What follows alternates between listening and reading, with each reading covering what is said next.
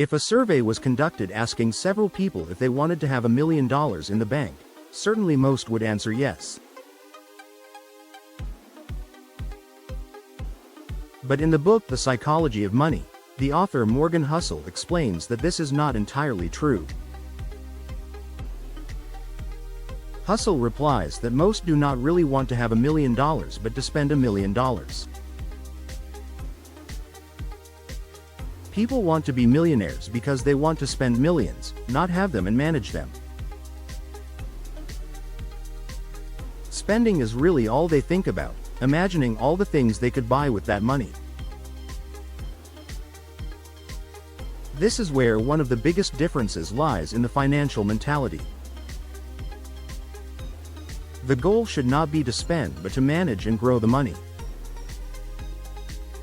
This is the difference between having $1 million and spending $1 million.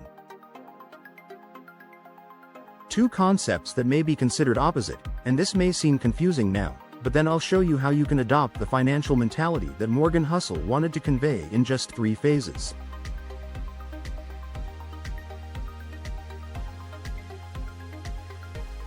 Phase 1. Earning and using money correctly. It all starts with a basic reality. To manage money, you must first earn it. If you currently depend on a single source of income, you are like a table with a single leg. Any imbalance can make everything collapse. On the other hand, if you have several sources of income, like a 4-legged table, you can hold on even if one of them fails. But how do you generate income if you don't have money to invest or a project to create? The answer is to always start with the most common thing. Exchange your time for money working for someone, entrepreneurship, or being self-employed. This is called generating active income, that is, the money you earn directly by your effort. But once you manage to generate stable income, the next step is to look for passive income. Passive income comes from investments or businesses that do not require constant effort, such as equity dividends or real estate rents. If today you work from Monday to Friday 8 hours a day and receive your salary, you are working to receive your active income. But if in addition to working daily, you have another income that comes from the returns of an investment, that is a passive income for which you did not need to work to earn the earnings.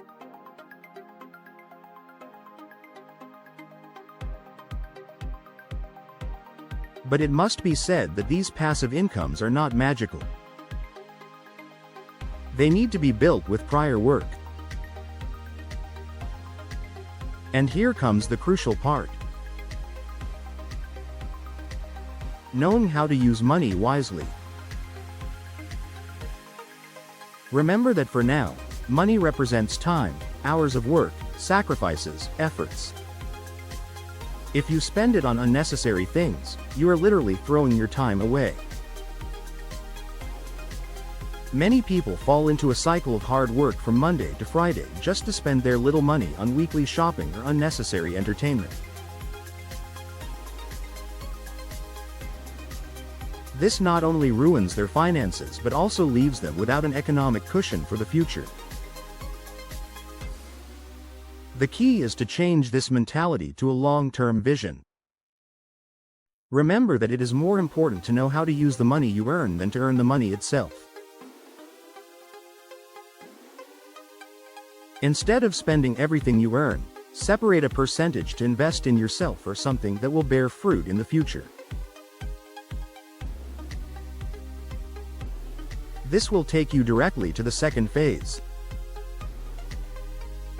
Phase 2. Maximize your income and build an emergency reserve. Understanding this second phase can make many things change in our financial life. It is about not thinking only as a consumer.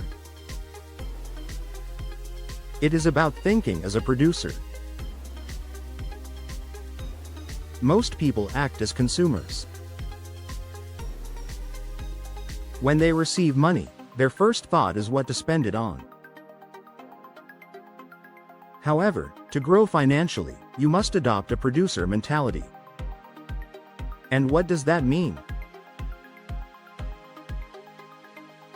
A consumer sees $1,000 as an opportunity to buy clothes, gadgets, or go to a party. A producer, on the other hand, wonders how he can use that money to generate more money. For example, instead of spending $500 on a weekend, you could use that money to sign up for a course that improves your professional skills or to invest in a fund that generates returns.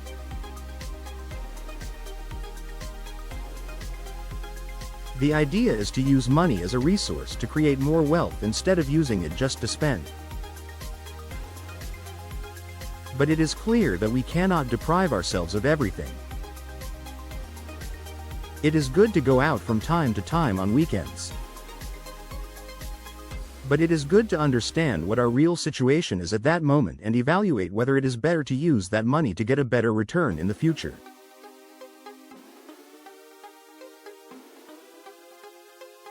This is the difference between having a producer mentality and a consumer mentality.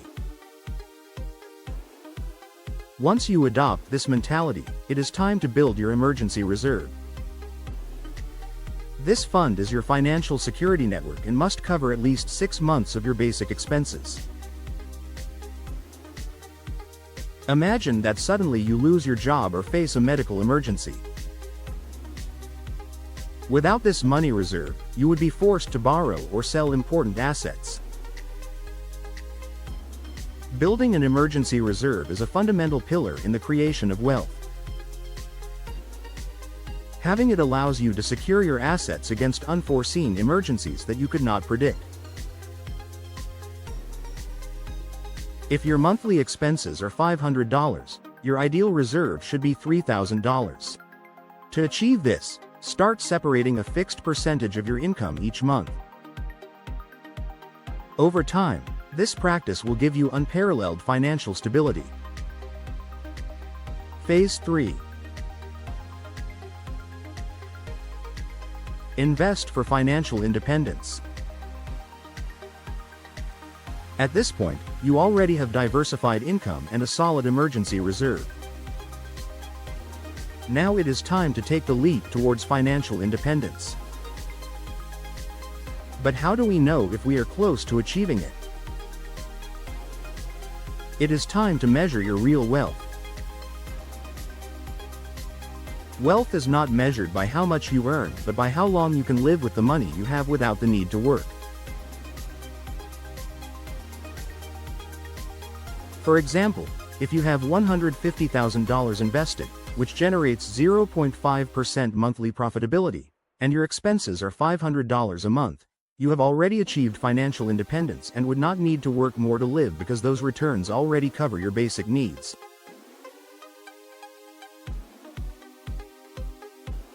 This is the difference between having $1 million to manage and having $1 million to spend. Or the difference between adopting a consumer mentality and a producer mentality. To achieve the latter, it is essential then to invest your money in an intelligent way. By doing so, you allow the compound interest to work in your favor. This concept consists of gaining returns from previously generated returns, thus creating a snowball that grows over time. Albert Einstein described this concept as the eighth wonder of the world, expressing that the one who understands it makes money, the one who does not loses it.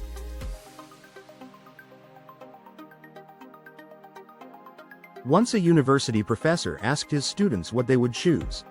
Receive $1 million now or a cent that would be duplicated every day for a month. Most answered with a laugh, the million. It is clear, since a cent is worth almost nothing, and in a week the result would still be very low. However, The power of duplication has a considerable advantage, since a cent that is duplicated every day for 30 days generates at the end of the month a result of more than $5 million.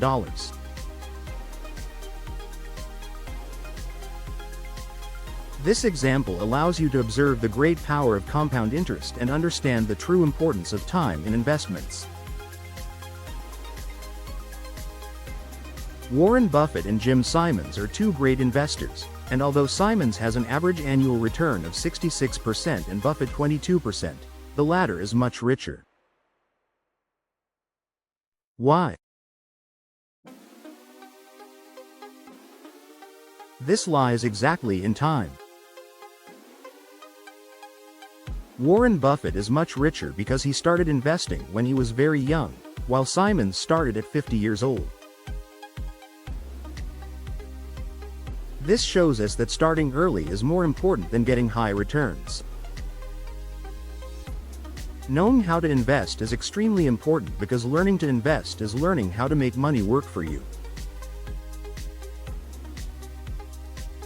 If you are thinking of getting started, these are some steps to start. Study and learn about different types of investments, shares, investment funds, assets, routes.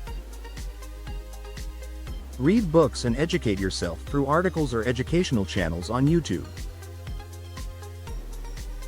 Then register your progress. Every 3 months write down your net worth. That is your assets minus your debts, and evaluate how it has evolved. Then adopt what we have called in this video as a producer mentality. Do not live like a mere consumer. Find a balance between enjoying life and carrying a financial discipline that allows you to grow and prosper. Evaluate if your expenses really add value or if you could use that money for something more productive. These 3 phases to make your money grow can transform your financial life forever. After all, making money work for you means getting rid of financial stress and the need to depend exclusively on a job to survive. It means building a future in which you have options. Options to choose how and where to live, how to spend your time, and, more importantly, options to enjoy life without being trapped in an endless race for money. Changing from a consumer mentality to a producer mentality will make a difference between living month by month or building an asset that supports you for years or even decades.